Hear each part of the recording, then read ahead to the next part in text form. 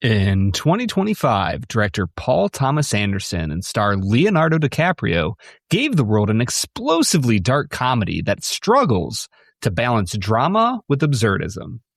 Oh, in 2026, we try a whiskey that might have us asking for one bottle after another.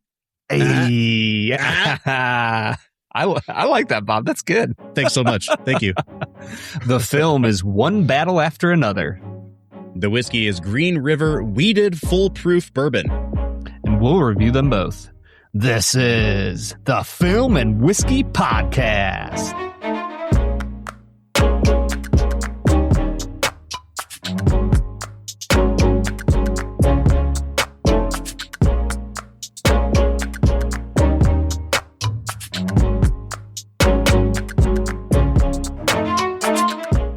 Welcome to the Film and Whiskey Podcast, where each week we review a classic movie and a glass of whiskey. I'm Bob Book. I'm Brad G. Brad, you look like you're still waking up here, man. It's 12 o'clock. What are we doing? It sure is. I just have a little itch on my eye, Bob. That's all right. It's all right. You know, we're rolling. We're going live.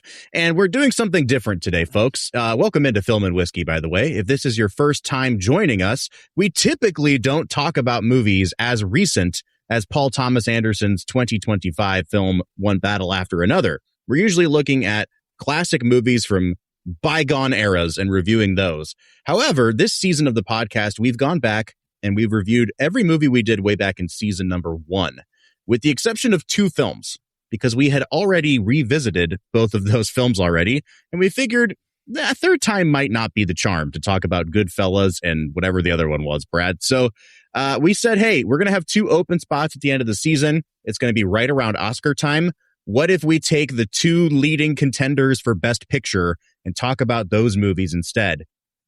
And so this week, we're talking about One Battle After Another, which is by all accounts the front runner for Best Picture. But next week, we're talking about Ryan Coogler's record-breaking nominated film Sinners, which is by far the biggest contender with One Battle After Another. So stick around for these 2 weeks, because we're talking about movies that are very, very fresh, that haven't really had time to marinate, not just with us, but within the culture.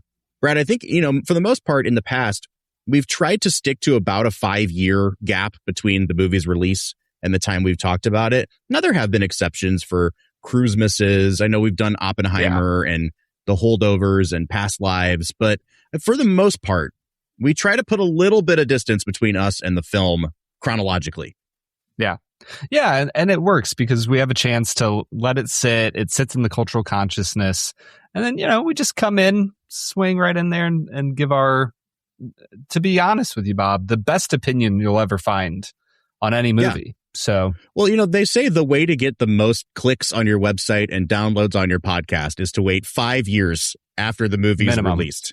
Because culture doesn't like to know what a current movie is like. They want to know what that movie from 5 years ago is, right, Brad? And that's why we're so successful, folks. That's the key, the recipe to our success. The key would be, because there's that 25-year nostalgia window that seems like every 5th year you're jumping 25 years back, and that's the thing they make a TV show about. So we really should be focused right now on that early 2000s, which we kind of did. We recently released a 25th anniversary episode about Lord of the Rings. So if you want your nostalgia fix, go back and listen to that. Go listen to the Lord of the Rings. I do like the kind of 5-year rule, Brad, because it allows us to get some things just out of the way really quickly. So when we did Green Book, especially for this revisit, it's look, everyone acknowledges this movie shouldn't have won Best Picture. Do we need to throw the baby out with the bathwater? And I feel like it allowed us to deal with the movie on its own terms and to grapple with the kind of Cinderella-esque racial tension in that movie, where it's is this really how racism gets solved, or is this a Hollywood thing? And because we didn't have to have the conversation about the best picture of it all, it actually allowed us to appreciate things about the movie and to be a little more honest about its flaws, which we're going to have to do that today with One Battle After Another, a movie that has not yet allowed the public to come all the way back around on it. This movie, when it was released in late 2025, it was, I think, the best reviewed movie by most metrics of this decade so far. The hype train was absolutely off the charts for this movie. I went and saw it in the theater. I'll very quickly tell you that I was not on this movie's wavelength the first time I saw it. And I feel very alone and very on an island about that because, like I said, universal acclaim for this movie. So, of course, I have to be the contrarian. And I never like being the guy that's like, this movie sucks. Because if someone enjoys something, like, good for you. I wish I enjoyed this movie more. I go see this movie at like a 10:30 p.m. showing. I get out of the theater at like 1 a.m. I'm driving home on this country road, and there is a dead deer in the middle of this road that, like, the construction on the road has narrowed it down to one lane. I'm going around a curve, and there's a deer, and I have no choice but to run over this small deer that's already dead in the middle of the road.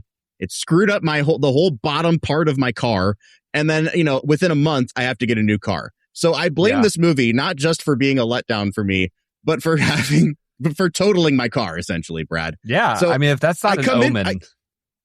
I come into this rewatch with this movie's got to prove a lot to me to improve in my estimation, because now Paul Thomas Anderson owes me a vehicle. Yeah, that's how I take it to be. I think legally as well. I believe the law's on my side in this one. That feels like an Old Testament, like, if your bull gores your neighbors, then you owe him restitution. I think Paul Thomas Anderson owes you restitution, Bob. I agree with that. All right, Brad, you have just seen this movie for the first time. Now, I know that there will be a lot of folks out there that are going to be a little bit miffed that you did not go see this in the cinema, but you saw it on the small screen. I will say, gorgeous cinematography in this movie. Yeah. And I think that one good sign of a well-shot movie is that it does translate to a smaller screen. Whether you're watching it on a TV at home or you probably watched it, on your computer monitor, Brad, it's big enough, right? At least it's not a phone. Yeah. It's TV sized. And I think that the movie, in terms of the way it's shot, the compositions, the sound design, that all translated to this viewing where I streamed it as well. So I think point in the transferability column for this movie.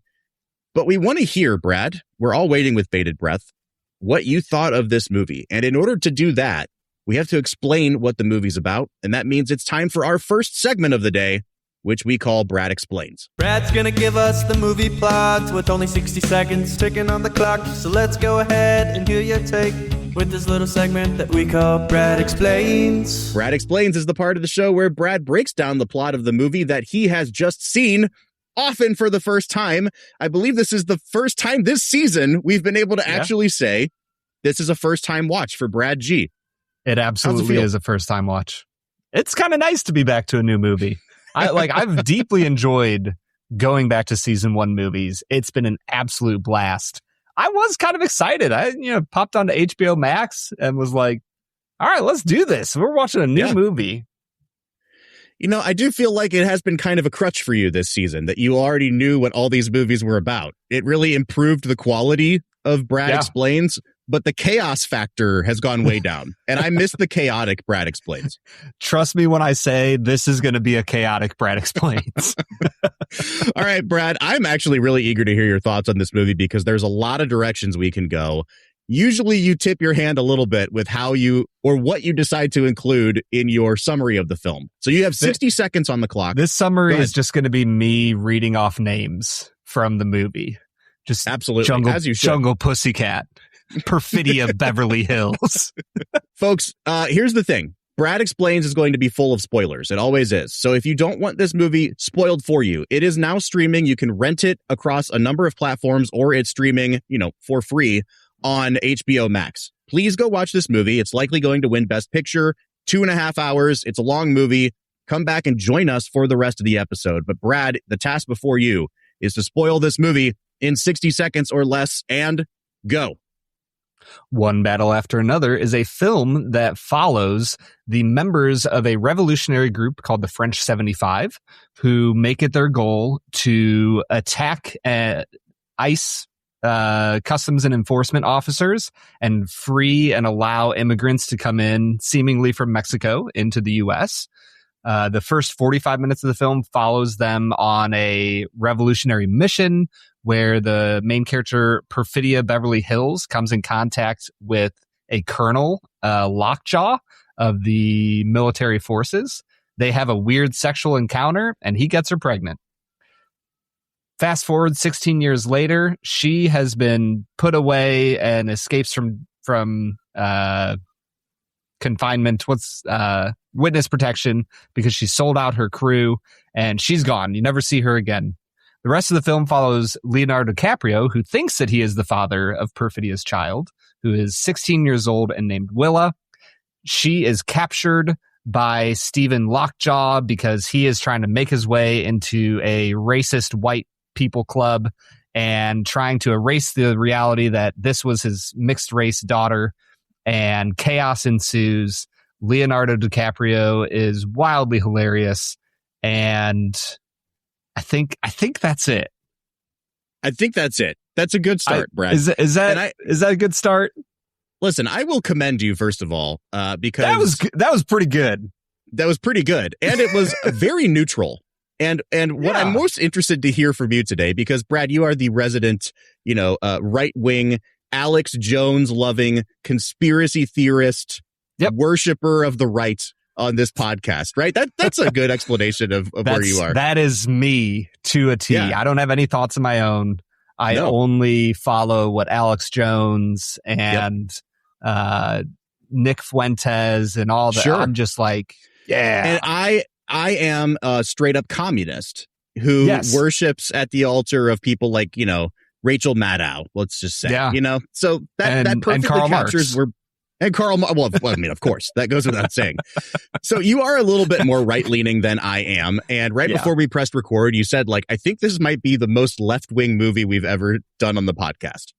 Which is saying something, because there's a lot of them. And we've done quite a few of them on the podcast but as well. You tell me a movie that's more overtly left-wing.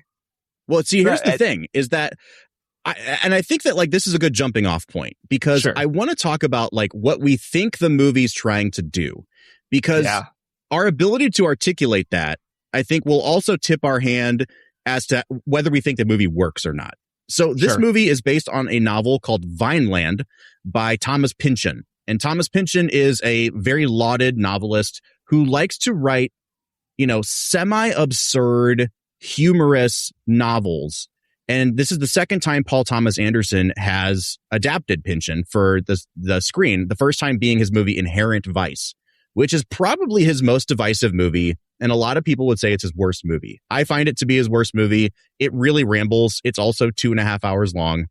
But you get kind of similar things where there is a level of slapstick humor. Joaquin Phoenix is high all the time and kind of doing pratfalls.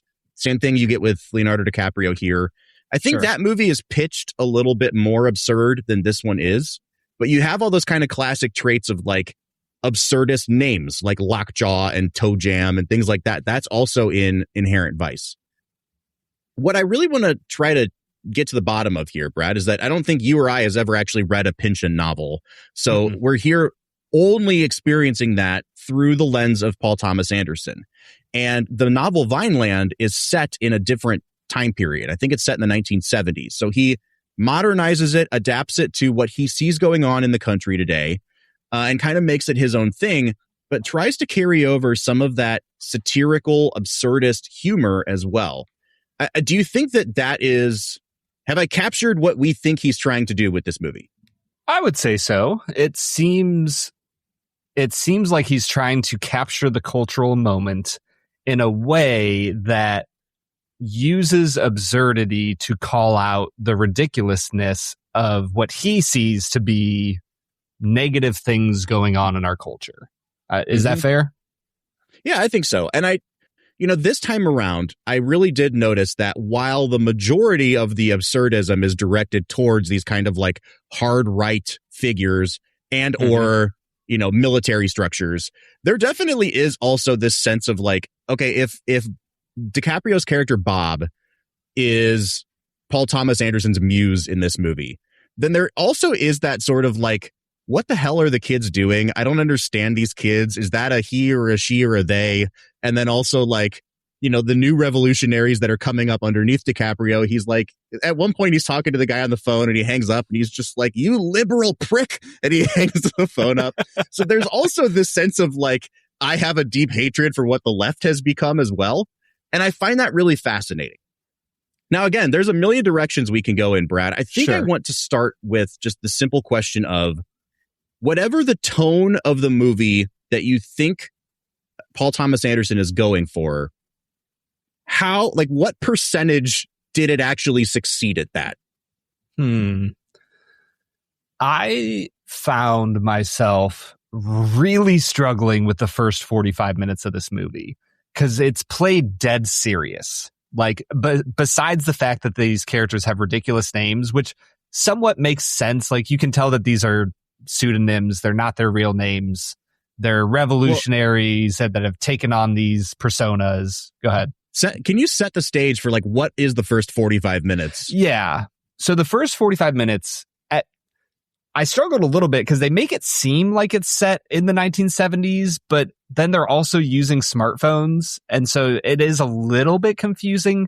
It seems like it's set in 2008 to 2010 area where we have some early smartphones, but there's still a lot of more analog nature to life.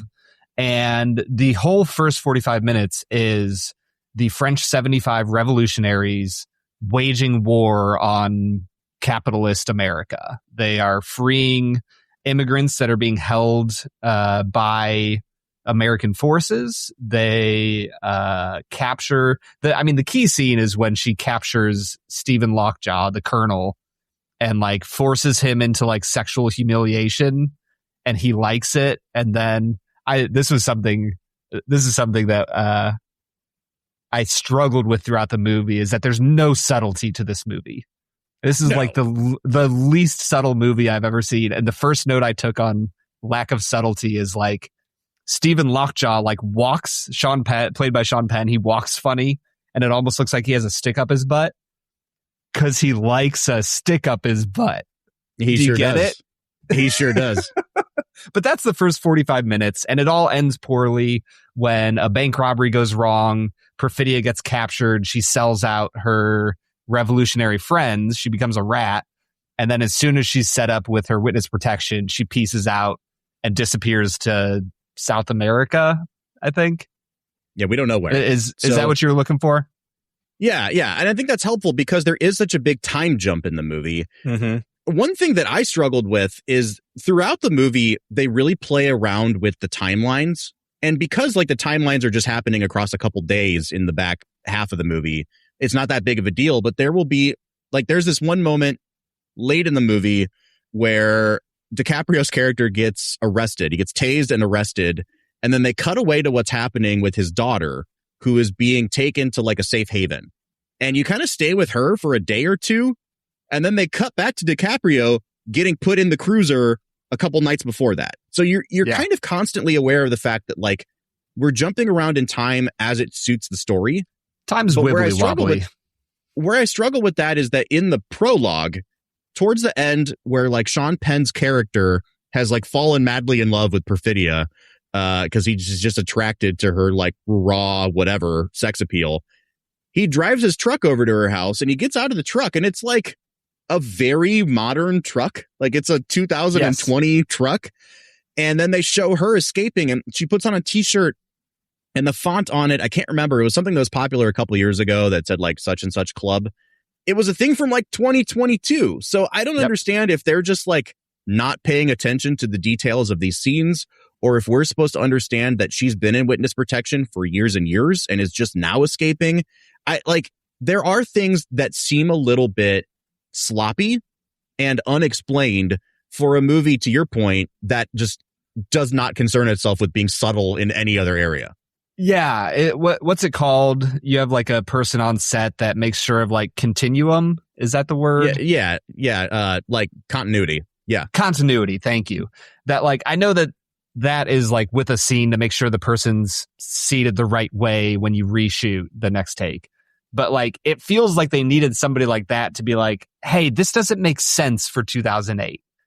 Like, because I had the same thought, and that's what felt so confusing about the 16-year time jump, that I was like, wait, I thought this was like 30 or 40 years ago, but maybe it wasn't because she had a smartphone, and I guess that would put him in this time period. But there was just stuff that, and it's little things like that a lot of people would be like, well, why do you care? It's, it's just artistic and he's doing his thing. Well, it's like within the world of the movie, I do want there to be some logic to it that such that I don't have to worry about it, that I, the viewer, don't have to be taken out of the experience to go, wait a second, I thought this was set in this year, but now they're in that year. And it just takes you out of the movie a little bit.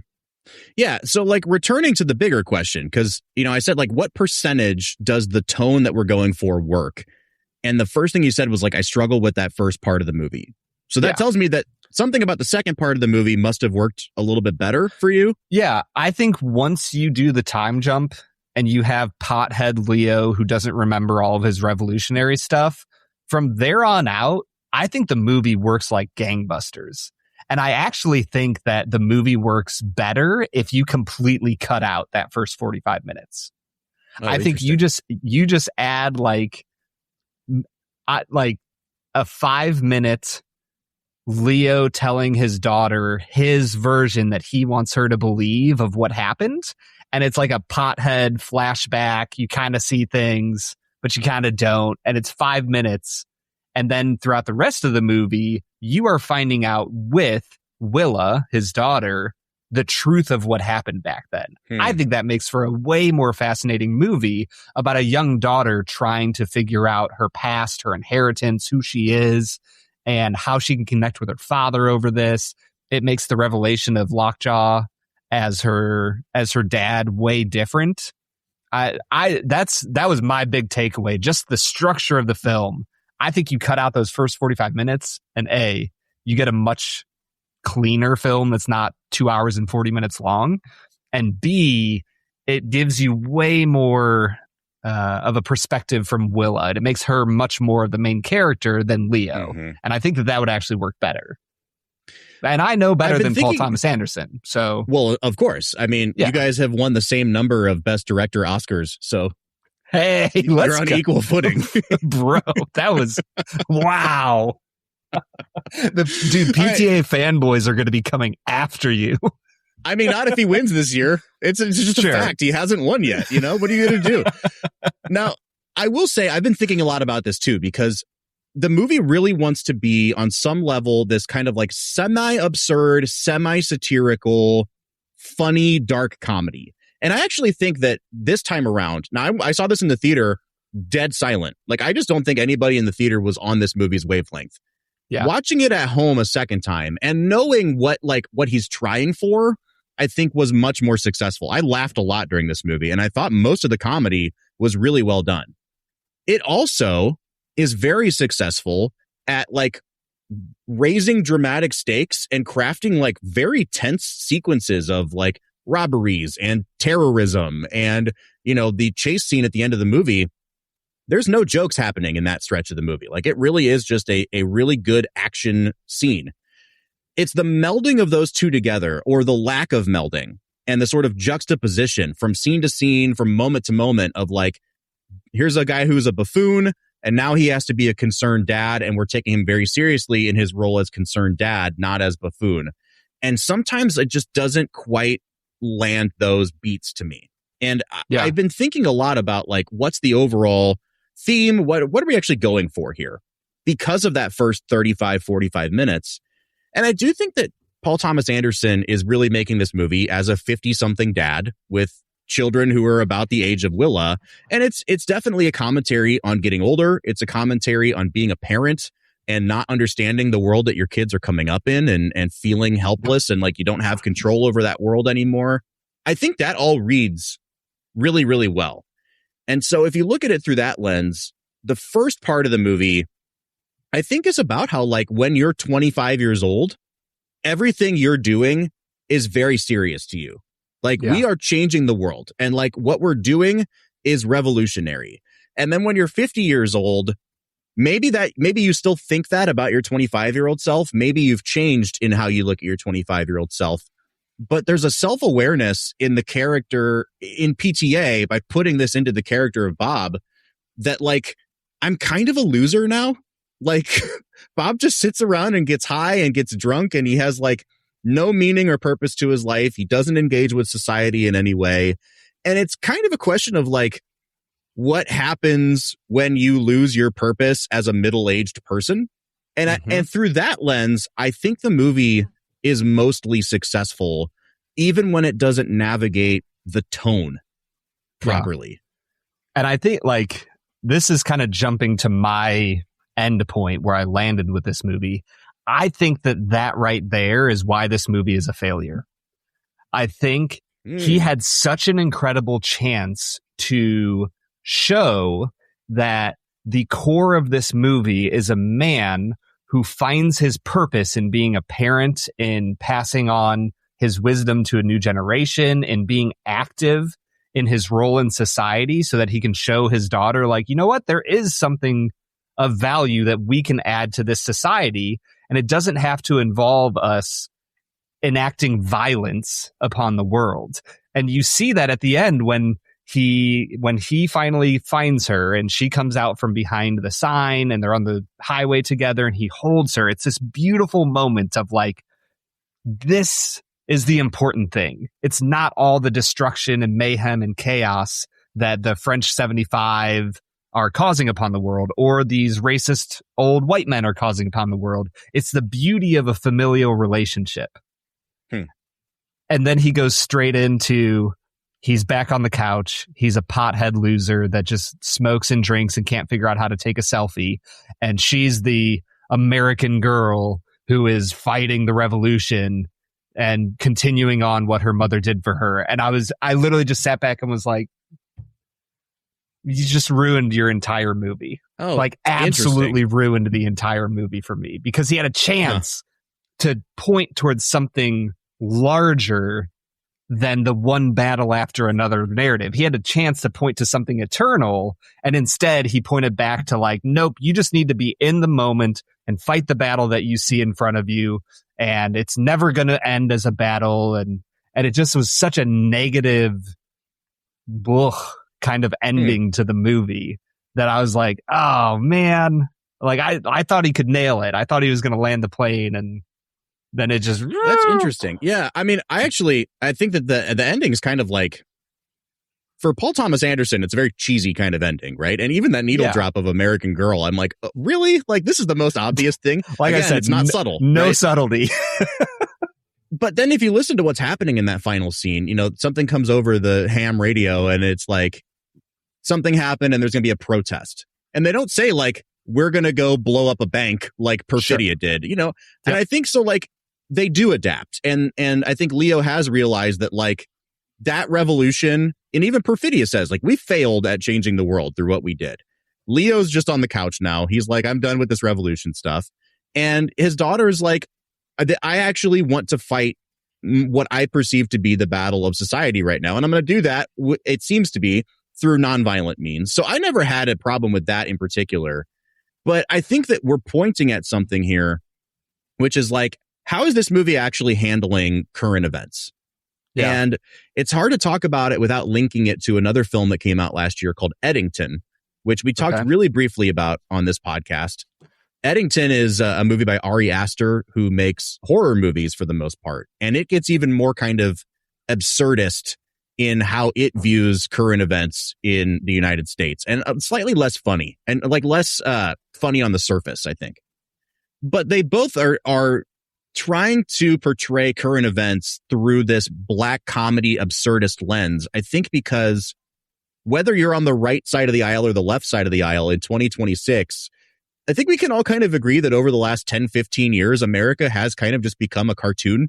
And it's really hard to talk about like what is going on without trying to portray it in the most absurd light, because reality now seems more absurd than it did 20 years ago. The problem is like, I don't know if I can blame the movies themselves or just like where we are as a society, but you almost need a more normal society and a more absurd movie, because they're still too close together in terms of the tone for me to take it seriously as a satire. You know what I mean? Like, you and I were texting about Dr. Strangelove the other day. Sure. And I think that, like, when I think about a movie that is making satire of current events, I think about Dr. Strangelove, where it's about nuclear weapons, but it's taking place in this alternate America. And yes, you do see like the archetypes of the George C. Scott character, who's like, this what's his name? Macho meathead guy. And then you've got like the ex-Nazi Kissinger guy in the like. There's definitely parallels, but it's so much more absurd. And the names are even more absurd than the Pynchon names, where the president's name is Merkin Muffley. Like, it's just because you get it. The president's a pussy. Brad, do you understand the reference? Like, that's what we're saying here. And I feel like this movie is like just one tick less satirical. And I wish that it was either not satirical at all or just slightly more satirical, because the tone wobbles a little bit. Yeah, it does. And I would say, for me, when the world starts to feel really absurd, I think it's because as a society, we've lost touch with what we believe collectively about like the eternal truths of the world. That we as a society, even with all of our different viewpoints, are working with the same set of like rules and truths and stories that we are telling about the world. And so when the world becomes really absurd, I think it's because you have people who believe very deeply different things about the purpose of humanity are living together in close quarters. Not that America is close quarters. And so I think a movie like this just plays into that even more, where it's just like, yeah, life is absurd and you just have to fight the battle in front of you. And it's going to be just one battle after another. And like he gives away the end reality of that is like, Willa is going to be a 50-year-old someday laying on the couch, smoking pot, going, man, we didn't accomplish the revolution that we thought we would. And that, like, there's this weird obsession with young people in the movie of like, well, we old people screwed up and we're just going to smoke pot now. And Perfidia has given up on her dream of revolution and we're just going to let the young people do it. And we're going to kind of like weirdly worship the young people and be like, yeah, these young people, they're going to figure it out. And I just very deeply feel like that's a bad vision of the world. That's not a healthy vision of the world. To me, the healthy vision is Leo at the end of the movie realizes the cost of his decades of pot smoking, beer drinking, abdication of responsibility. And he goes, you know what? I'm going to take responsibility for my life. I'm going to take responsibility for my daughter's life while she's still in my home. And we're going to do something productive in the world. And instead, he just continues to abdicate his responsibility because life is absurd and we're just going to let the children figure it out. And that, to me, that's an just interesting read. Ugh. Yeah. No, I mean, I do think it's funny because like I have like very major issues with this movie. This is just not one of them. And I think that like I just take a different read on the end, which is the funny thing is, Bob, I actually really like this movie. Other than the first 45 minutes, the movie itself within the world it sets up, I think it's a really good movie. It's really funny at different points, and he gets his point across really effectively. That's why I started all this by saying this is kind of my end point of like, at the end of the day, I just deeply disagree with the vision of how we as humans ought to live that Paul Thomas Anderson lands on. I think he gets there really effectively, and I think it's a really funny movie. Yeah, I agree. And, you know, just to put a pin in this particular conversation, I just view the end more as like an acknowledgement that life it goes in these kind of cycles and there's seasons to life. And I actually was very encouraged by the fact that I think the argument he's making is like, hey, guess what, old people who missed your chance to do real change in the world? We actually do at some point have to acknowledge that it's time for us to recede into the background.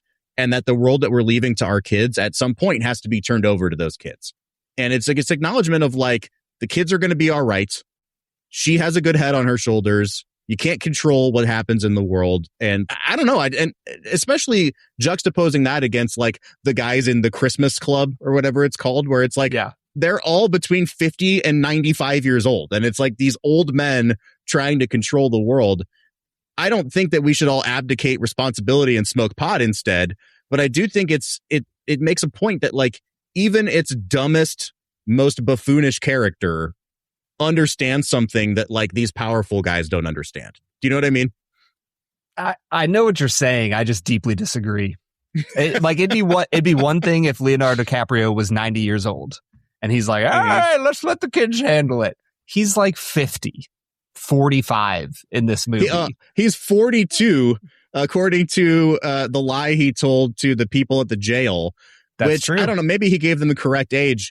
But then at the end of the movie, when they flash back to the three of them in bed together, when Will is an infant, and you see all of Leo's like neck rolls that a man that's clearly 50 years old has, but he's playing 26. It's like, oh, I don't usually I don't advocate for CGI that often, but like, let's clean up that jowl situation a little bit, PTA. Totally.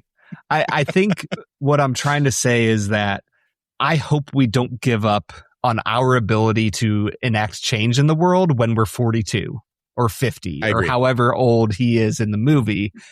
I personally prefer a vision of the world where people who are middle-aged and older and younger all work together to make the world a better place. And the older people share their wisdom with the younger people.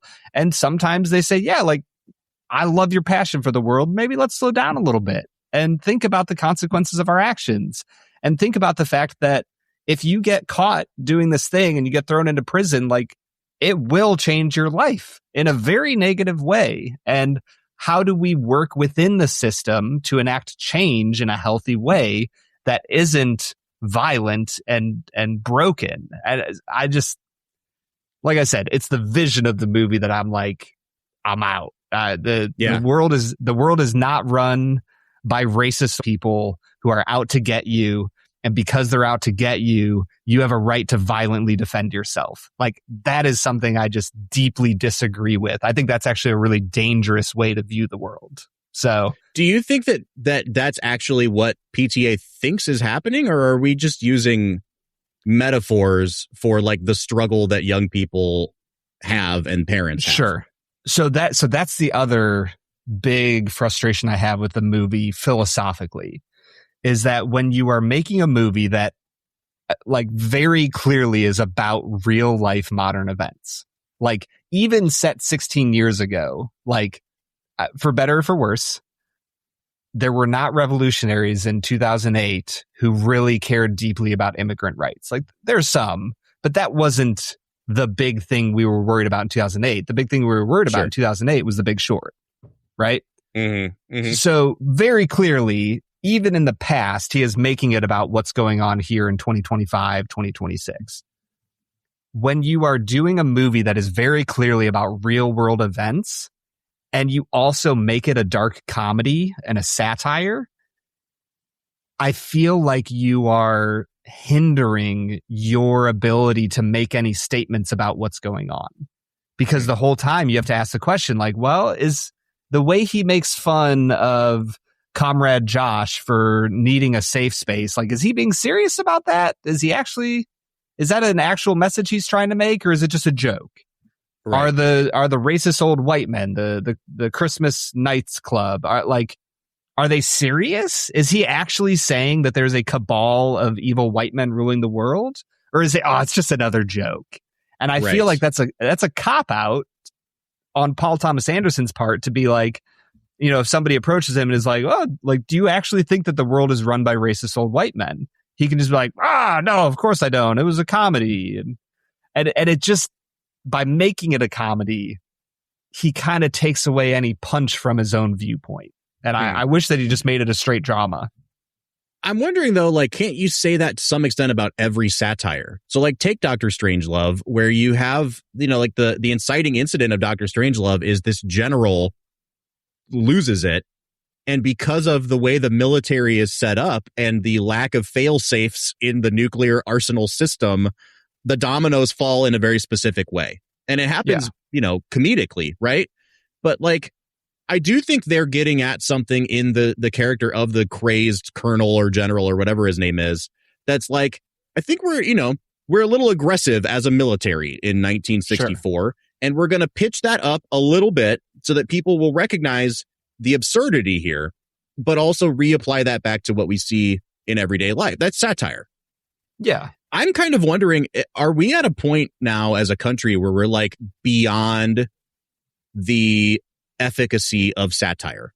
Like, does satire just not work on us anymore because we are so aligned with our political identities that anytime anyone tries to do something satirical about either party, we only see what we want to see and we take offense to the things we want to take offense to instead of engaging the satire on its own rights and asking like, what is, like, does this actually get at something wrong with our society that needs fixed?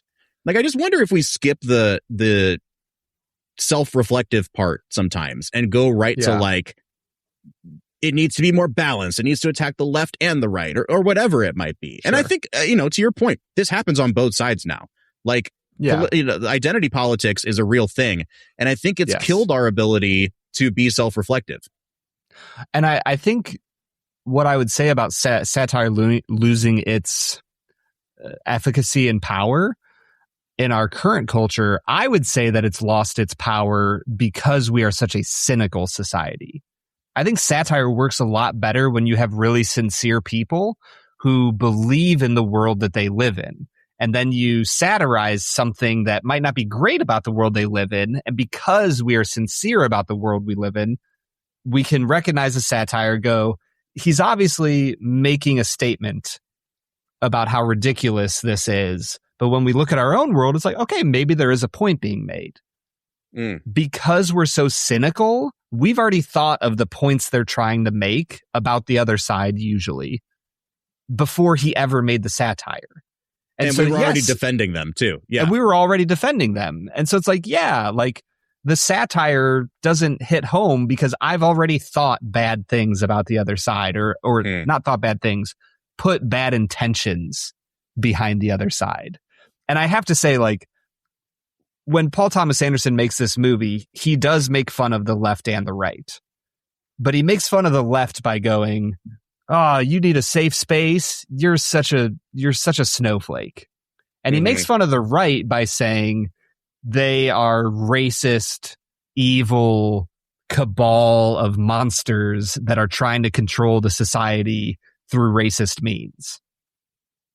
Those don't feel like even satire to me. Like, if you had to be called a snowflake or a racist monster, Bob, which one would you prefer to be satirized into? Right. I get it, man. I also do think that, like, satire usually attacks whoever's in power in the moment, right? Now, because PTA probably aligns more with the left, like, would he be making this movie in an Obama era? Probably not, because you're right about there is identity politics there. I guess the question then is, like, for my left-leaning friends, like, will you accept a satirical comedy about the left more at face value than you see right-wing people taking movies like One Battle After Another or Eddington? And I think that, like, that's a challenge to the left, right? Like, you have to allow people to speak what they perceive to be truth to power, whether that's through, lampooning them or taking things really seriously. And Brad, I think it's about time for us to get to our break. So let me just say, like, One Battle After Another, a very funny movie that I think we need to talk about more as a movie when we return. I'm glad we got the big picture conversation out of the way because I just want to talk about, like, Leo and Benicio del Toro and Sean Penn when we come back from break. But before we get there, let's try this Green River Weeded Foolproof. What do you say? I noticed, Bob, that you only talked about men in that, those three people you named. Like, what is there something there where you don't like the women of when the movie? You can tell me what time it is, you can call me back, Brad. Let's drink that whiskey, Bob.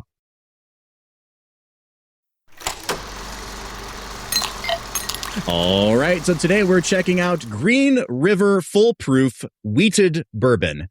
Now, we have had many a whiskey from Green River in the past couple years. We have a good friend that works down there, Aaron Harris, their master distiller, and their latest offering is this Green River Foolproof Wheated Bourbon. Now, they've done their regular bourbon as a foolproof before, but then the Wheated Bourbon won best overall whiskey at the New York Spirits Competition this year. And so they said, well, hey, it's time for us to expand this product line as well. So now we're getting a wheated foolproof. I'll give some quick stats on it, Brad, and then I want your thoughts. It says that this is going to be a variable batch proof ranging from 109 to 116. So this initial batch is at 109.3 proof or 54.65 ABV. And it ranges between 5 and 7 years in terms of the distillate we're getting here.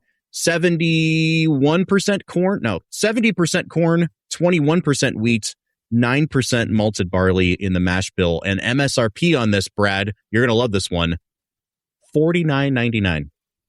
Dude, I mean, I will say, unfortunately, we've hit a point where $50 for like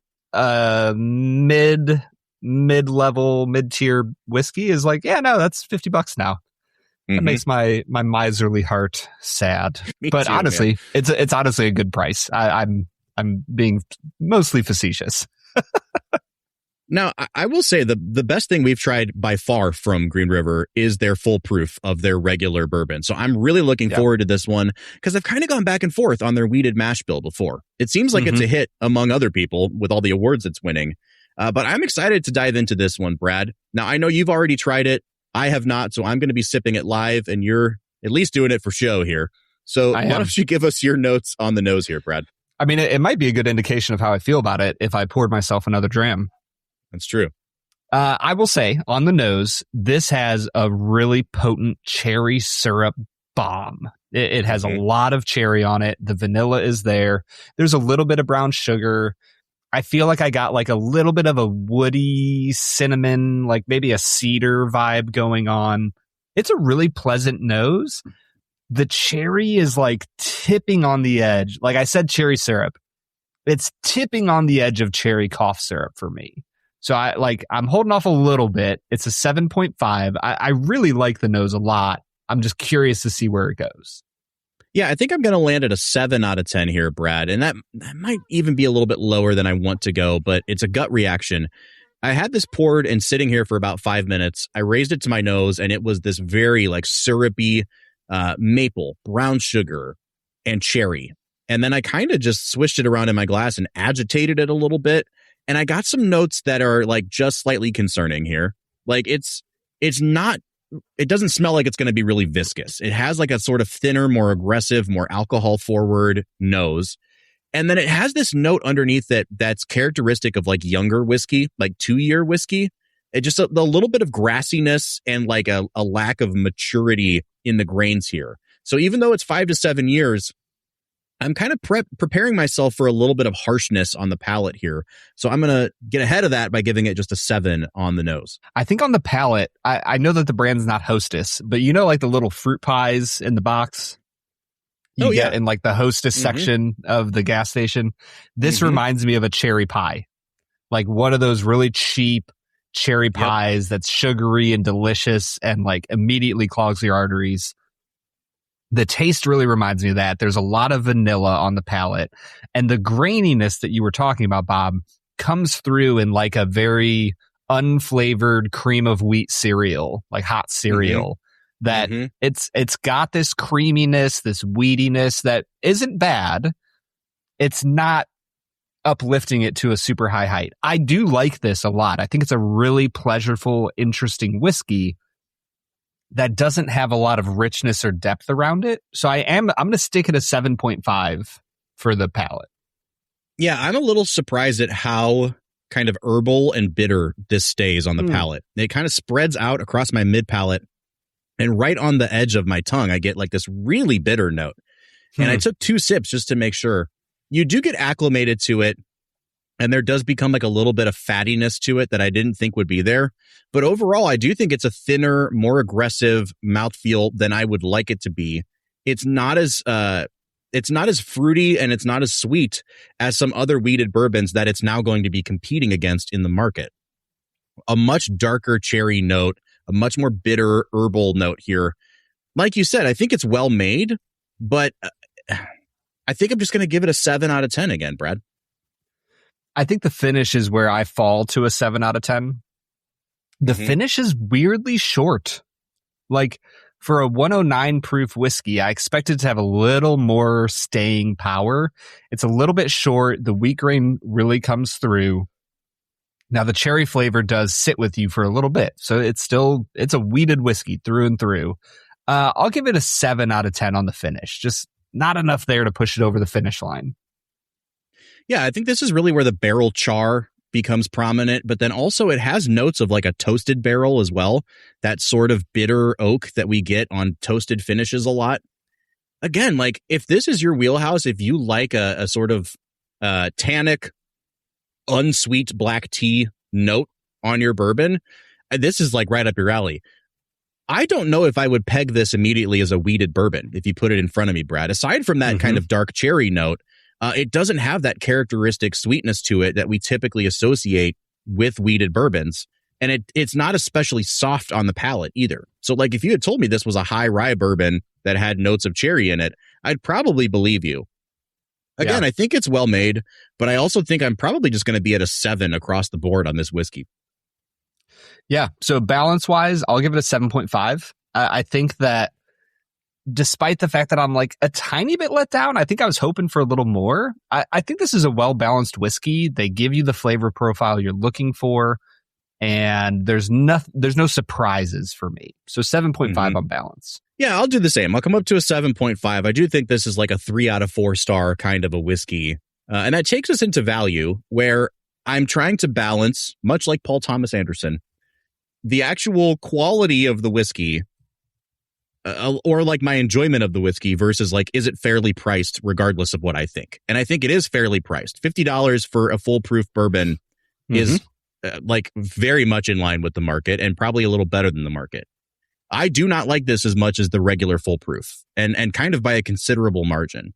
So I'm going to give it a 7.5 on value. Again, to kind of indicate that 3 out of 4 stars. Like it's worthwhile. It's just not for me. That's so funny, Bob. So I gave almost everything a higher score than you, and yet I'm going to give it a 6.5 on value. Oh, wow. I think this is a good whiskey. I think $50 is a decent price point. I just think that there's other really good options at this price point that kind of push the value down for me a little bit. So I'm at a 6.5 on value. I am coming out to a total of 36 out of 50. I am also coming out to a total of 36 out of 50. So we're at a 72 out of 100. I love how we balance each other on this podcast, man. This is perfect, Bob. This is just over that line. Typically around 35 is where we'll start giving like a soft recommend. The closer you get to 40, it's a pretty solid recommendation. And then over 40 is just a darn good whiskey. This is solid. And I think it's boosted, at least for me, by the fact that it's not $80, right? Like $50 is a fair price to charge for this. If you are in the liquor store and you see the wheated full proof next to the regular full proof, take the regular full proof all day. That's one of the best values in the world of bourbon. And I think they could charge way more than they are at that $50 price point. This one's like, I'm glad I tried it. It's just not for me. Yeah, I think I'm with you. The regular full proof Green River is one of the best bourbons on the market right now. Go get yourself a bottle. If you really like wheated whiskeys, like go give this a try. It's $50. You could maybe find a pour of it at the bar for like $8. It would be worth a try. I think this is a recommend from me, but definitely the regular full proof bourbon is where it's at. Now, Brad, while we're talking about alcohol, I do have to bring up a major part of this film, which is the French 75s. Yes. Which are named after one of Bob Book's most favoritist cocktails in the whole world. Oh, you've drank a few French 75s. I have not. Oh, dude. So listen, New Year's Eve is one of the few times that my wife and I will do anything alcohol related together, especially around our children, but we'll get a nice bubbly, right? Yeah. So if 75, you essentially make like a gin sour. So it's like an ounce of gin, lemon juice, and simple syrup. And you top it off with sparkling wine of some sort. So it's like a champagne cocktail. And you get just a little bit of that like herbaceousness and bitters from the gin. And when I tell you, like, my family all went to bed around 1 o'clock in the morning, and I had half a bottle of Prosecco left, and I was like, I'm going to make 6 French 75s right now and just sit here and watch movies. It is phenomenal. So, folks, if you're not feeling the Green River or the whiskey this week, I would highly recommend trying out a couple French 75s. They're a really fun drink. Yeah, have at it, man. What say you, though, Bob? Right, are you ready to go back to battle?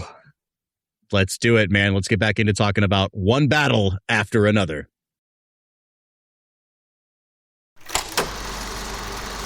All right, everybody. That was Green River Weeded Bourbon Foolproof, a whiskey that just didn't quite make the grade for us.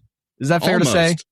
Yeah. Almost made the grade. Like, it's like over that mark, but it's like a very soft recommendation from me. Although we probably shouldn't start this old battle back again regarding Bob's idiotic take on the grading system.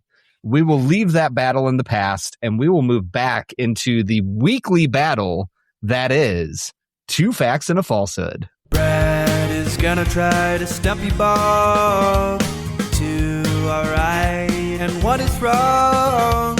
Two facts and a falsehood. Two Facts and a Falsehood is the part of the show where Brad presents me with 3 items as fact about the making of this movie, one of which is a complete lie, and I have to figure out which one that is. Now, Brad, I started keeping tally on this season. I have not caught myself back up. I promise I will have a final record before our movie Sinners next week so we can see where I'm sitting. I have a feeling I'm below 500 on the season. You've done a really good job on this. I appreciate that. I think that you are at like 10 to 12 wins, if I had to follow my gut. Yikes. That's kind of rough. I will say, while we're talking about games, we participated again this season in a thing called the Movies Fantasy League with Vulture Magazine. And when I go to their leaderboard each week and I click through to the podcasters division, of which there are probably like 100 to 200 people in there, your boy is sitting at 3rd place among the podcasters right now. I would say primarily because I chose one battle after another as part of my team. So I'm doing pretty well, man. Bob, I'm not going to lie. Within our podcast division, which is just you and me and some fans of the Film and Whiskey podcast, guess who's in 2nd place, Bob? That's right. That's and me. Overall, you're in like 30,000th place. That is not true. Every week I check it, I'm like 5,800 out of, I think it's like 35,000 people signed up. So I'm just saying, compared to years past in this league, I am knocking it out of the park. Do you know what I chose as my my username for this season? What's that? One barrel after another. Boom. I get it. I see what you did Somebody there. had already taken one bottle after another. I was like, oh, bastard. That was mine. All right, dude. Let's get into our Two Facts and a Falsehood for the day. I'm going to go all Perfidia Beverly Hills on your ass.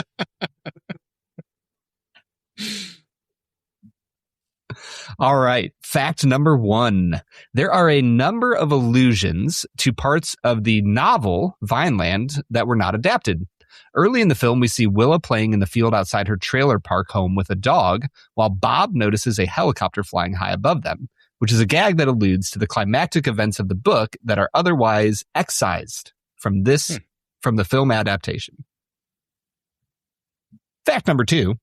The exterior of the mansion where the Christmas Adventurers Club meets was the home of Ronald Reagan in Sacramento when he was the governor of California. Fact number 3. Paul Thomas Anderson named Perfidia Beverly Hills in part after an aunt he remembered from growing up in the San Fernando Valley. The aunt was a, quote, fiery smoker who lived in Beverly Hills. I have no idea, man. This is a good one, Brad, because I don't know which falsehood is fueled by your vengeful hate for the left. I kind of feel like I love the Ronald Reagan fact because, like, I don't care what side of the political aisle you're on. Like, that's kind of funny that they would make that, you know what I mean? But I also feel like that I would think that's funny, and that's why you would totally make that up. I like making up good facts. I don't know if Perfidia Beverly Hills is a made-up character, though, or if she was part of Vineland. I'm going to go ahead and assume number 1 is true because, as I've said, I have not read Vineland, so I have no idea. So if you got me there, you got me there, but you also haven't read it, so you know. I love the internet world of like, I don't know if this is true or not. I have no experience with it, so I'll assume that it's true.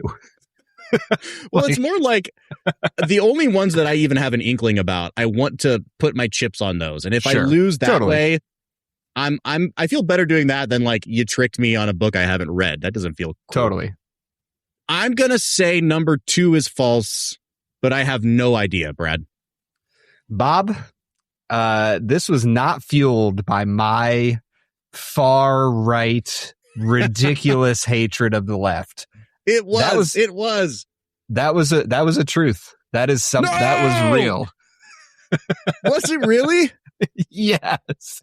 Oh, that's kind of funny, dude. When I saw it, I was like, A, that's kind of funny, but B, that feels really disrespectful to a former president. Like it's cool to disrespect presidents who are sitting or like just out. But like, I'm not going to make fun of Jimmy Carter. Like, come on. That's true. That's true. Bob, I am with you. If you are a person of lefter leaning orientation, I am sure that's one of the funniest jokes that you could. Funny is like behind the scenes little. That's tics. like, wow. Exactly. I'm like, I recognize the humor, and I'm also like, that feels really wildly insulting. Wait, so what was the falsehood? The falsehood was fact number 3, that he named Perfidia after his aunt. Was Perfidia a character in the book? I don't know. Okay. I do know that he was indeed from San Fernando Valley. Yeah, I do. That is true. Yeah. So I knew. I was like, if I just put one little thing in there. Okay, listen, I want to start our conversation after taking my L here about Paul Thomas Anderson, the bastard who owes me a new car. And I have been reckoning for a long time with a couple different things. Number one is my up and down relationship with his films, because I think that he has made some true masterpieces and some of the best films of the century. And I also think that his miss rate is a lot higher than people admit that it is. Like, he definitely takes swings. He definitely has a tone in mind. And especially with his comedies, like you look at a movie like Punch Drunk Love with Adam Sandler. That is a movie that I have just never vibed with. I cannot get on that movie's wavelength. It's an hour and a half long, and it feels like it's 3 hours long to me. Ooh. And then you have a movie like Inherent Vice, which is a more absurdist comedy, which falls kind of in the camp with this one. And I think much less successfully so. You could make the argument that Licorice Pizza is a comedy. I don't even think I would say that. I think Licorice Pizza is just like a hangout movie that funny and dramatic stuff happens in. But he's a guy that's like, he has really spanned the transcendently great to very good to like, this did not work at all for me range. And that leads me into the second thing I struggle with him, which is that I think he's become kind of lionized and in a lot of ways the patron saint of the modern film bro, where he's achieved like Kubrick territory. So like he starts out in the late 90s and he's making independent films. He bursts on the scene with this movie called Hard 8, gets a little bit of funding and makes Boogie Nights. And Boogie Nights is like, it's controversial because it's about porn, but it's also like, it's just Goodfellas set in the porn world. And it's his Scorsese ripoff. Then he makes Magnolia, which is this big, messy magnum opus. And he takes a couple years off. He comes back with Punch Drunk Love, which is really divisive. Then he's like, I'm out for a little while. I have overexposed myself. He was doing a ton of cocaine and he was like spouting off his mouth and he had a God complex. When you say overexposed, you mean like... I mean, maybe. I don't know. Takes 5 years off and comes back with There Will Be Blood. And it's like, is this the greatest movie ever made? I don't know. Paul Thomas Anderson immediately jumped from like talented guy with a God complex to like actual movie God in people's eyes now. And he's been atop that pedestal since then. And when you get atop that pedestal, like a Kubrick, you can explore your own idiosyncrasies and get a pass for them. Sure. And I think that happens a lot with PTA, and it happens in this film bro culture we have now, where it's like, it's cool to like be in the Criterion collection, and it's cool to know about aspect ratios and IMAX and things like this. And so PTA is like this patron saint that is like idolized in the movie bro culture now. And it just bothers me when we have filmmakers who have achieved a status where they seem to be beyond not just reproach, but any criticism. because I think that this is a flawed, messy movie that is, I'm still positive on in the balance, but it's hard to talk about people like PTA when it feels like you're fighting an uphill battle just to offer any criticisms of his films. Yeah, absolutely. The reality is a lot of times when people die is when the opinion on their work is more cemented.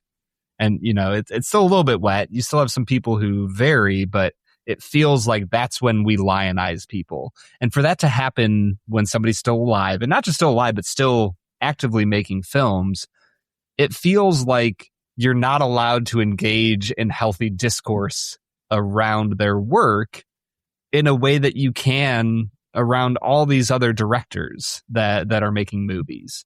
And so I'm kind of with you, Bob. Now, I will say, I have seen There Will Be Blood, Licorice Pizza, one battle after another. So like my exposure to PTA is very limited. You know, 3 of his 10 films. I would be very curious to see The Master. That there's something about his exploration of cult in that movie that I'm like, I don't know. I'm curious to see his take on that. I did see a lot of Licorice Pizza in this movie. There are like hangout moments when Willa is in the bathroom. Just the way he shot those girls in the bathroom, I was like, oh, we're back at Licorice Pizza. Like, yep, like right back to it. But then he also at the end of the film, when he is filming the car chase, it felt very deeply like a 1960s Hitchcockian, like filming the chase from one person's point of view, then another person's point of view. The camera like rising up and down with the road felt like a Bullet type of movie. There was so much about this movie that I'm like, I think he did a really good job. For me, to get to your point about being able to critique PTA, I think the script is what's messy, and the script is what kind of keeps this back.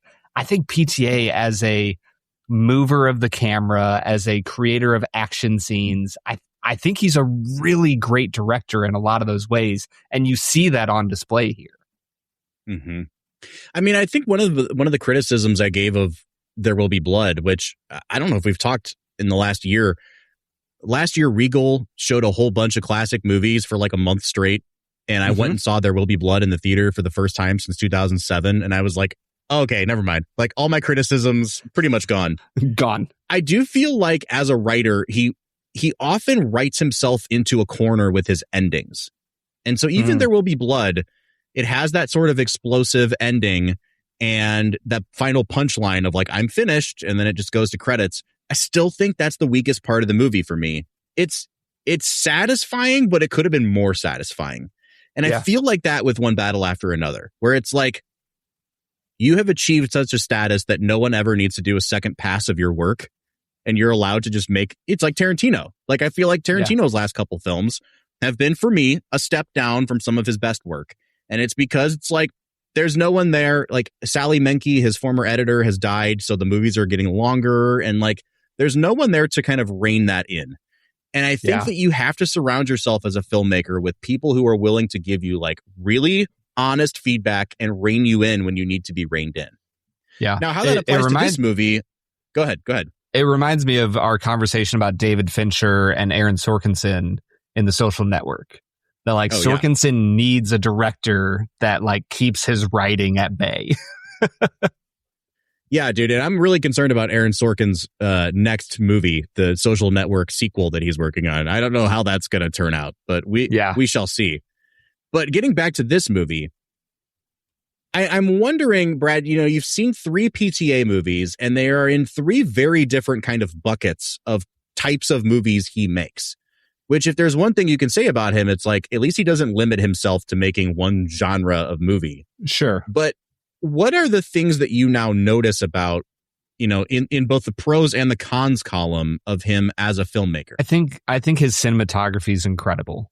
Like, he just has a very obvious, real talent of working with his cinematographer to photograph reality in a very compelling way. Even like small shots when they're at the 1776 compound and you see the bounty hunter, which, sorry, back to the script being bad.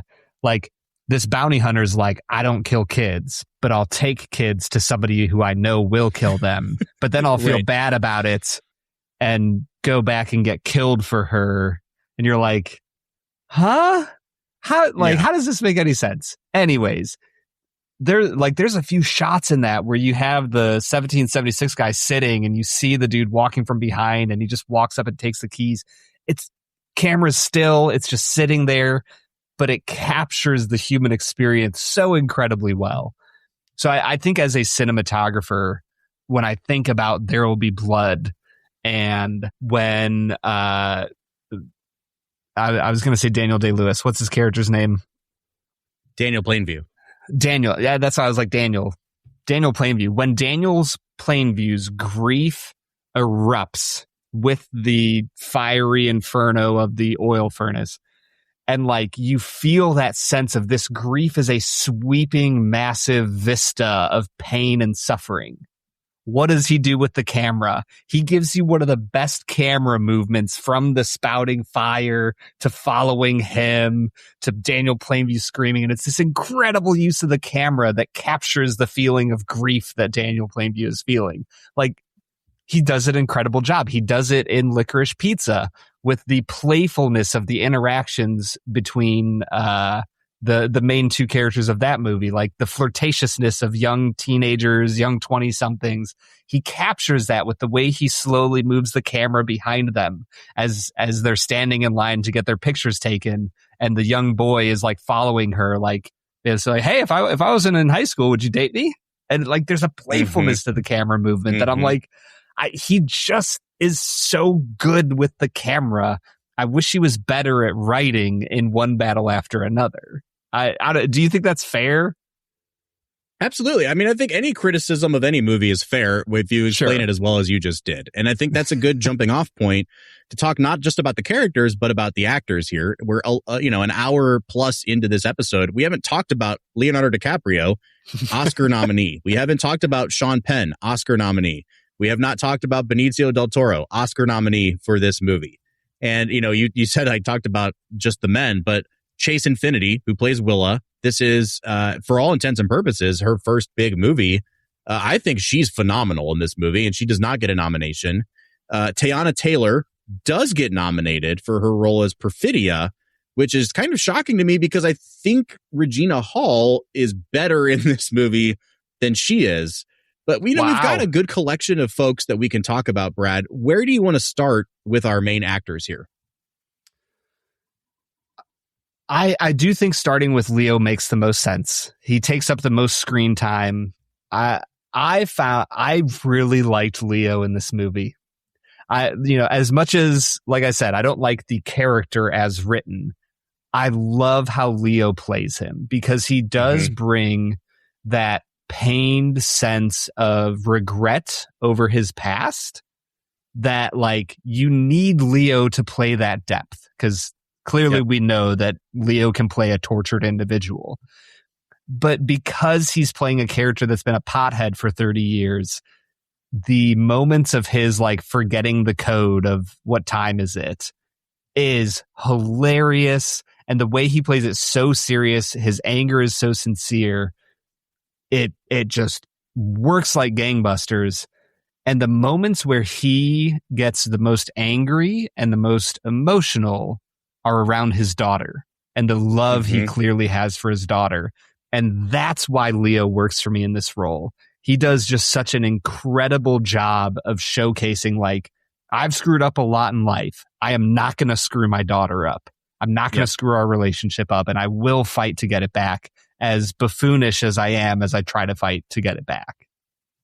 It is interesting to see the sort of phases of the types of characters Leo plays throughout his career. And we've spent a lot of time on this podcast focused on that sort of like mid-2000s Departed era, Blood Diamond, Departed, up through the mid-20 teens of The Revenant, where he was playing like exclusively deeply tortured souls who cry a lot. Like, that was like his thing. And he takes a couple years off after making The Revenant, and he comes back, and now he's like, I want to play dumbasses. Like, I want to play people who are like losers and dumb. Like, that's who I am now. And so he does, Don't Look Up a couple years ago, which is probably his lowest rated movie of this era. Sure. He plays a really intelligent person in that movie, but he's a person who's like on the outside of the power structure. And so he's kind of bumbling. He's in Once Upon a Time in Hollywood playing Rick Dalton, who is like this guy who is a has-been and kind of pathetic. And then, you have him in a movie like Killers of the Flower Moon with Scorsese, where he's playing like a genuinely dim-witted person who gets suckered into doing horrific things and pays the price for it. And then in this movie, once again, he is like the dimmest bulb in this movie. He's a genuinely good dude, but like watching him try to process things happen while stressed out and high, it's a really funny performance. And I don't think Leo gets enough credit for how funny he can be. He gets nominated for Best Actor for this film. On first watch, I was like, this seems like kind of a minor Leo performance to get an Academy Award nomination. But watching it back, I'm with you, man. I think that it's not subtle. Like, nothing about this movie is subtle, but the work DiCaprio is doing, I think when you watch it with the intention of like, is this an Oscar worthy performance? It absolutely is. He's giving this his all. And it's a really, really good kind of, addition to all the great roles he's done over the years. And I'll go back to my gripe with the movie. I think if you end the movie with him hugging Willa on the road, chef's kiss. Like, Oscar is in the bag.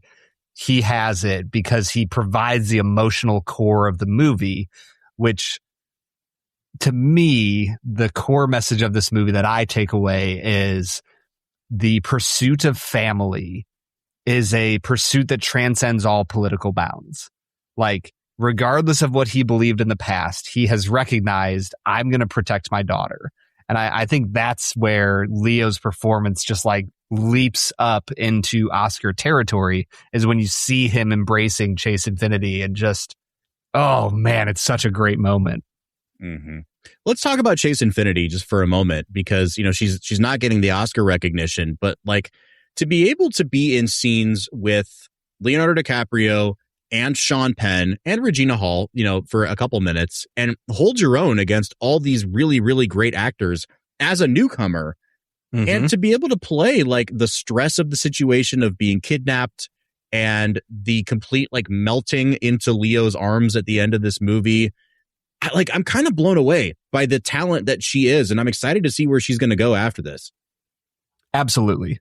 Like, the transition within scenes of when people see her and she has this shield up and she has her walls up, to when she's actually alone and is curled up in a ball and crying silently on the bed.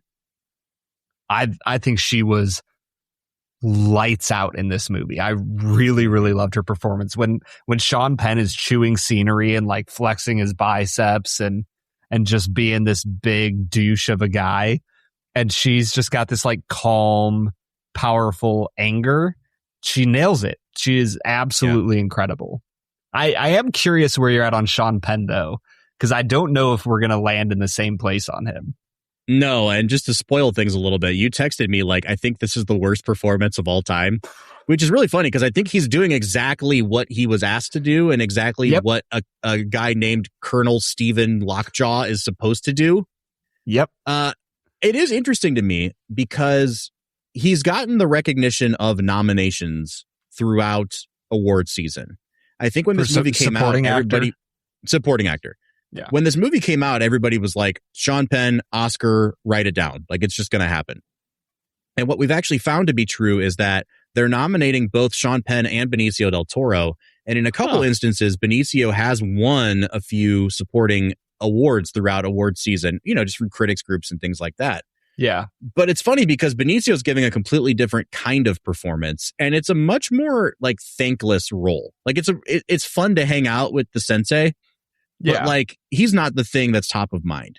And it kind of reminds me of like when Leo did Django Unchained and he was like the big bad villain, but he doesn't get the Oscar recognition. Christoph Waltz does. Mm-hmm. And when, Jack Nicholson does The Departed he doesn't even get nominated for The Departed, but Mark Wahlberg does. So it's just kind of like, it's one of those things to me where Sean Penn seems to have the more Oscar-y, big, scene-chewing performance here, but they're actually like, there's more love going towards Benicio del Toro in this movie. Yeah. I say all that to say, I liked Sean Penn a lot, but it seems like people are kind of coming around to the idea of like, we don't really have to give this guy an Oscar just because he's playing like the big bad in a big movie, you know? Right. And I think my frustration with Sean Penn probably is just more about his character as written. Mm-hmm. We talked earlier about the absurdism of the movie. He is the height of that. And it clashes with the style of the other characters of the movie. It's so heightened and so Dr. Strangelove levels of absurd that I kind of just was like, I can't take this seriously. And, you know, PTA in his writing fell prey to the like cynical Marvel humor of having Willa say to him, like, why is your shirt so tight? I like love that, dude. And then there's like the long pause, and then he's like, I'm not gay, if that's what you're trying. I thought that was hilarious, dude. Of all the comedy in this movie, that one fell completely flat for me. I'm like, really? Interesting.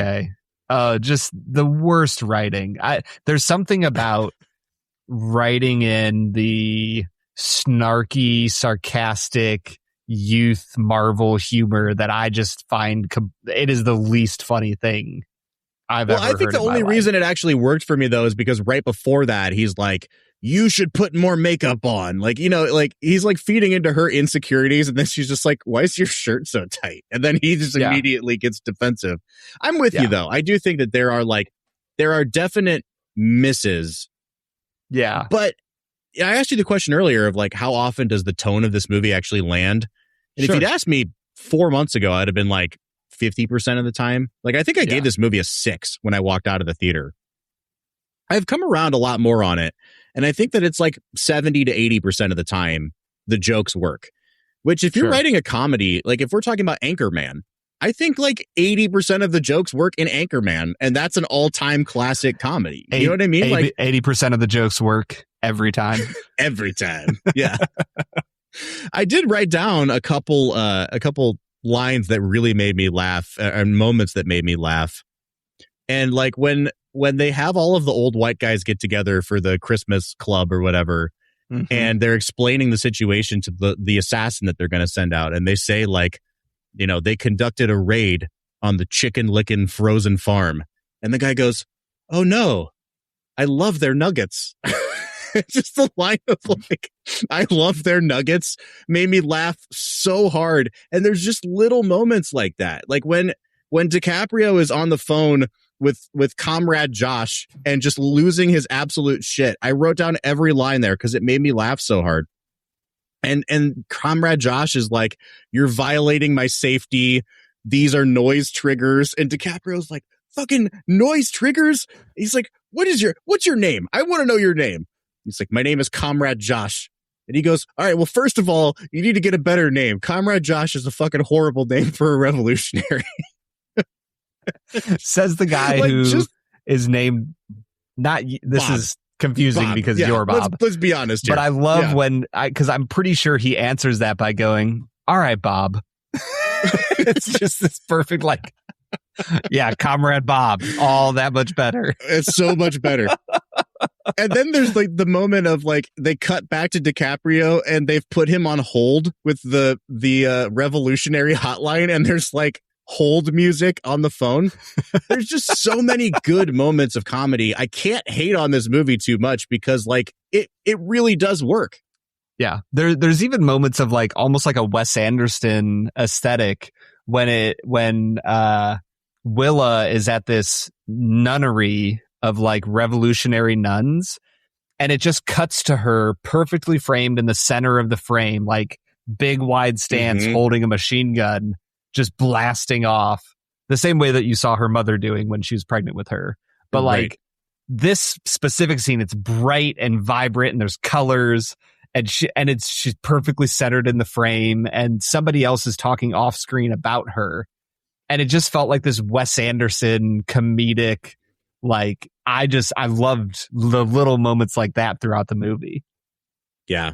We should talk really quickly about Benicio del Toro, who was in a Wes Anderson film just this year, The Phoenician Scheme. He had the lead role in that movie. And that is one of my favorite movies of the year. I felt like it was really slept on. I wish Benicio was nominated for that, for Best Actor, instead of for this movie. Not that he's not great in this movie, but I just felt like he was even better in the Wes Anderson film. I am partial to Sensei, though. Like, I really like what he's doing in this movie. It's cool to watch him be an ally to DiCaprio and just to be like the coolest cucumber. He gets that great last line of, I had a few small beers, and then they just cut away and you never see him again. Like, it's a cool character for sure. And the way he's like dancing as the cops are like having him put on his cuffs. I think, once again, Benicio del Toro's character highlights the struggle for me, though, of like, at first you see him and he's Willa's like sensei and trainer, and he's helping Bob out, but he's also like organizing this like resistance to ICE, and he's very serious. And so I was struggling. I'm like, is he supposed to be funny or serious or like say something about the world? What are we doing here?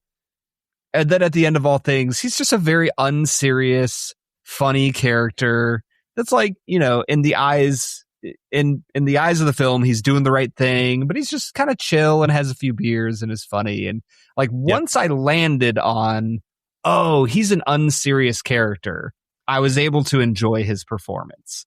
And he's very funny. The way he like puts his fist up as the carpet like rolls over him as he's leaving is just like, it's really funny, and it's a great performance. Good gag. Yeah.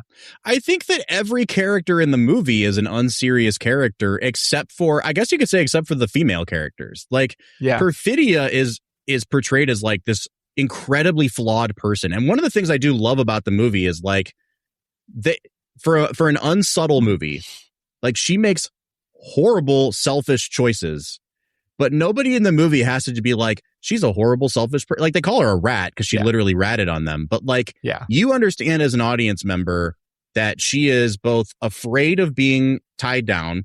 She's afraid of being a mom. She's afraid of losing attention. She craves attention, and she like gets off on danger. And like, this is not setting herself up for success as a mother. So she abandons her kid, and she does. And I think that like portraying it so frankly is perhaps the most adult thing this movie does. Like, and in letting you actually understand, like, I don't like Perfidia because she did this, but I understand her motivations, even if they are selfish. So when you see a character like Chase Infinity, Willa, in the movie, she's like one of the only serious people, because she's still like, she's looking around her at all these absurd characters and trying to figure out, like, how do I make my way in a world filled with absurd people? And you kind of get that with Regina Hall, because at some point someone tells her, you're the only one that takes this seriously anymore. Like, one of the nuns even says, like, I don't like doing this revolution thing anymore. You're way more involved in this than we are. So I do think there's something to the idea that, like, the world is filled with absurd people and only a couple of us are actually serious about this. Yeah. And that kind of feeds into the comedy of it. But it also kind of feeds into this disconnect you and I both feel with the tone of the movie. Yeah, absolutely. And I think the disconnect for me also comes down, I'm curious how you feel about this. It's interesting to me that the most emotionally powerful part of this film is when father and daughter are reunited. It's not when the villain of the movie is defeated. Like, it feels like there should be this sense of like, like we got him. Locklear is dead. They're free from his influence. And yet, like, his death kind of feels anticlimactic and just kind of like, okay, he's dead now. Mm-hmm. And I don't know. To me, once again, everything that happens after Willa and Bob are reunited feels like it just kind of cuts the legs out of the movie, because we've already had our emotional climax. The whole thrust of the movie has been completed, And then there's all this add-on stuff that makes you go, oh, maybe the movie wasn't about what I thought it was about. Yeah. And it's maybe it's about defeating Lockjaw, but when I see him defeated, I'm just kind of like, okay, that happened, I guess. He was ultimately just a cog in a machine too. Yeah. And I think that if you wanted to take a much more negative view on PTA as a filmmaker, then you could say that he's kind of aping other filmmakers and he's kind of derivative. I don't think this about him, but like you could very clearly map Boogie Nights is a Scorsese movie. Magnolia has always been considered like a Robert Altman type movie. I think you could say that Licorice Pizza, being a hangout movie, is very Altman, but it's also very like French New Wave. You could say that There Will Be Blood and The Master are very Kubrick-y. And I think when you look at this movie, this is him at his most like Coen brothers, both in trying to capture the dark comedy and the sort of like randomness and futility of life. And there is a ton of No Country for Old Men in the way this movie is shot and set up. You know, this whole idea of like sending an assassin after the main bad guy who just ends up getting killed really quickly too, like Woody Harrelson did in No Country for Old Men. I do think there's a ton of Coen in this movie.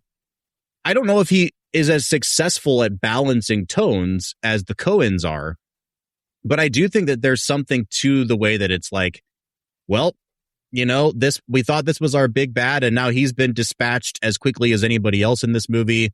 Kind of like when Josh Brolin gets killed in No Country, and it happens off screen, and you fade back in, and he's just dead, and you're like, what the hell? Like, I wanted the payoff of seeing that happen. So, yeah, I mean, I think it's purposeful, but it's also a thing that you could pinpoint as a potential weakness of the movie. Yeah. And I think, I mean, Bob, I think this is kind of wrapping us up to the point where we need to finish out with our last two segments of the day. The first of which being, let's make it a double. We're near the end of the episode, so thanks for listening to the Film and Whiskey Show. Let's pair another film with this one, even if it's a struggle. It's our final segment of the day, now let's make it a double. Let's Make It a Double is the part of the show where we pick a movie to pair up with this one to make the perfect double feature. Brad, since you brought it up, I'm going to assume you have a good one on deck here for us, so I'll let you go first with Let's Make It a Double. Yeah, I think that if you look at this film as a man and his daughter trying to reclaim some semblance of life after a period of war, after a period of revolution, of, you know, Bob living this violent life, this is like probably a stretch. I'm going to pair this with The Best Years of Our Lives from 1946. I think that there is that sense of how do we make sense of our lives after this very big traumatic event that we participated in, and how do we reconcile with our parts in our roles in that war, in that struggle. I think that there's actually a lot of similarities there, and I think I would rather watch One Battle After Another and then The Best Years of Our Lives and end in this kind of better, more optimistic place. Nice. Yeah, I think there's a couple directions I could go with this. The first of which is if you just want to keep it to 2025, there's another movie that came out this year called Marty Supreme, which is shot in this kind of hectic, tension building. This guy is screwing up his life with every choice he's making, and you make reckless choices as a young person, and then you kind of learn how to figure it out when you see the eyes of your baby for the first time. And like, it's very much a movie about fatherhood. Marty Supreme would be a really good movie to pair this with. I think I'm going to stick on the Coen brothers thing. You know, there's definitely No Country for Old Men in this. There's definitely some Fargo in this movie as well. I think I'm going to pair it with one of my favorite Coen brothers movies, which is called Burn After Reading, which is a great 90-minute movie that is all about like CIA intrigue and a bunch of really stupid people who get trapped in having documents they shouldn't. A bunch of people get killed, and the end of the movie is very much just like, what did we even learn here? I don't know. And then that's the end of the movie. And it feels like very much akin to One Battle After Another. I think it does the comedy just a little bit better. So I'd highly recommend pairing this up with Burn After Reading. All right. Brad, we have made it. We're an hour and a half in. We should probably give this movie some final scores here. I'm a lot higher than I was the first time I saw this. I don't think it's a perfect movie. I don't think that I don't think it even approaches There Will Be Blood in terms of Paul Thomas Anderson's best films. If it wins Best Picture, I won't be mad about it. I just don't think that this was a particularly strong year for film. And I'm going to reflect that in the fact that I'm giving this movie an 8 out of 10. Okay. I think just as a movie, I think that I'm with you. It's like an 8 out of 10. Like the cinematography is really great. The script's kind of average. The action scenes are really well done. There's a lot to like about this movie. I think for me, and you tell me if I'm wrong, Bob, it feels like there is a political statement being made here. Like, am I crazy? For sure. Okay. No, not at all. Okay. So for me, the vision of the world, of the human experience that he is promoting, I just disagree with, like on a deep fundamental level. So for me, it's like a 1 out of 10 on the message it is bringing to the world. Like I very deeply disagree with it. And so I think I'll land at like a 6.5. I think this is a really well-made movie. I just think that the message that the world is run by these dark, evil, racist people, and they are trying to ruin and destroy people's lives, and that therefore makes violence okay. It makes it okay to enact violence and chaos on the world. I can't get down with that, man. It really is antithetical to how I view the human experience.